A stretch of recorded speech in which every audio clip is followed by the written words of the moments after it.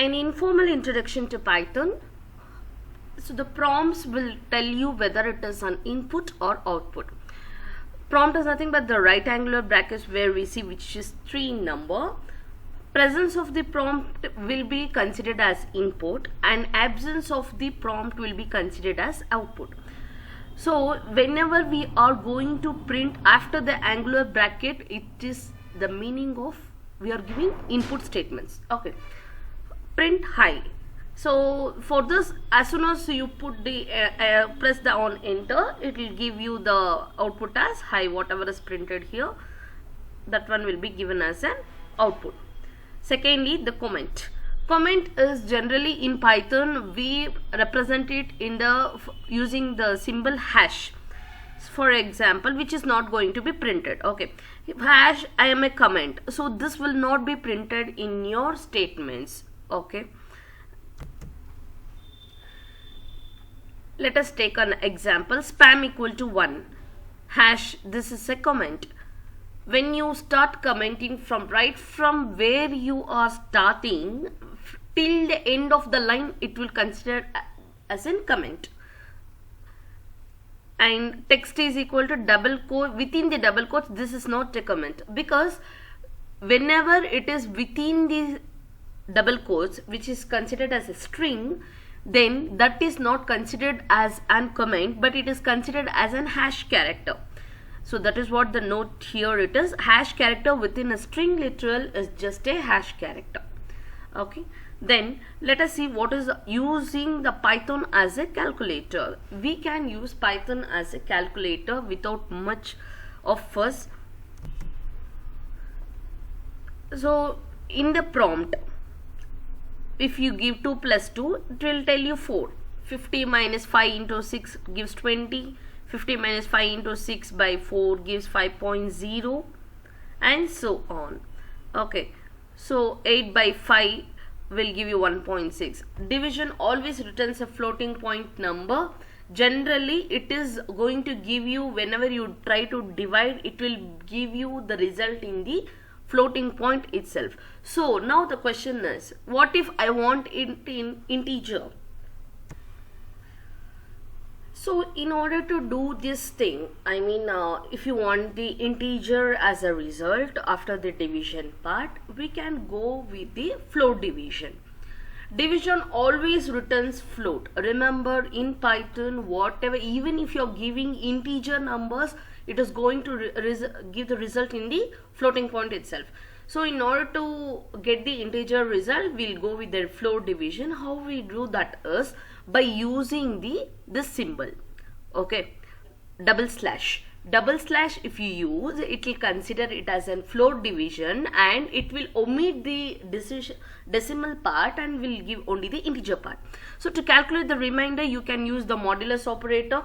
See, for example, let us consider this one, 17 by 3. This is the classic division returning a float value. As I told you, the division will always give you the floating result. Okay, so 5.666 and so on, 7. Whereas if you are doing the float division, which you need only the integer part, 17 float division /3 gives you 5. Float division discards the fractional part. 17 modulo 3. Modulo 3 is nothing but the remainder will be the result. So here 17 modulo 3 means obviously 3 5s are 15. The 2 will be the remainder. 17 minus 15 is 2. That is the answer. Okay. Now let us see how we can use it as a power. Even you can get the result for the powers. 2 squared, 3 cube, or 4 to the power of 18 and so on. For that purpose you have to use double asterisk symbol. This symbol you have to use it. Okay, so it is 5 double star 2 is nothing but 5 square. 5 square is 25 and 2 double star 3 is 2 cube, which is going to give you 8. 2 double star 7, which is going to give you as 128 and so on. So this is how you can use Python as a calculator. Okay, now let us consider the equal sign. Equal sign is basically used to assign a value. you can assign the value for any kind of variable. For example, width is equal to 20, height is equal to 5 into 9, width into height is 900, and so on. Okay, so if a variable is not defined, it will throw you an error, obviously. So here I used width, I have assigned the value for width, assigned the value for height. Now if I want to use something which I didn't assign, which I didn't tell already, that will throw you an error. So for example, here we nowhere I have specified n, and I'm trying to use n. If I'm trying to print n, it's not going to give you, it will give you the traceback most recent call last standard error it's going to show, and it will tell that this is not defined. Okay, from this we can understand that there is a full support for the floating point, and operators with the mixed type operands convert the integer operand also to the floating point.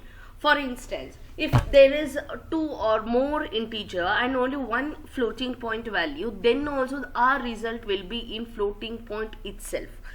4 into 3.75 minus 1, this will give you 14.0, though it can give you 14. Okay, so reuse the lost result or printed expression. This is nothing but, so already whatever you have printed, again and again, no need to type. You can use it by using the symbol called as an underscore.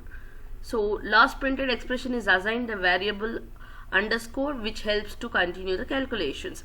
So see here, tax is equal to 12.5 by 100, price equal to 100.5, price into tax. So that will give the result of 12.5625. So when I wanted the result, so the previously by the absence of the prompt, we can consider that this is the result which is given, okay, as an output. So now I want my price along that to be added along with the previous result, price plus underscore. So what is my price here? Price is nothing but 100.50 and 12. So underscore means it will take the previous result. So it is 12.5625, that will give the 113.0625. So whatever the answer I get, I don't want this 0625. I want it as a round figure which has to be stopped with the 2 values itself. So it is 113.06, means you can give it as round underscore comma 2, that is the last result whichever is printed. For that you round it off to 2. That is what I am trying to tell. If at all I need 3 digits after the decimal point, then that should be underscore comma 3.